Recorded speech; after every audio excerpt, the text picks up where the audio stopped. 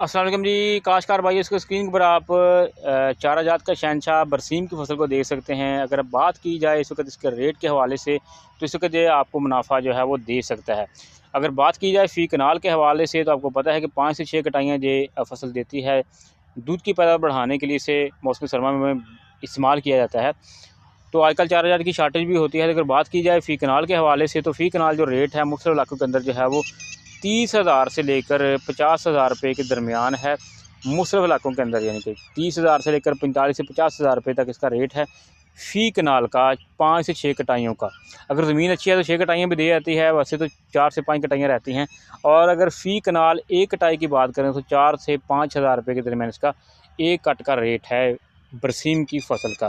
तो काश्तकार भाई बरसीम से मुनाफा कमा सकते हैं।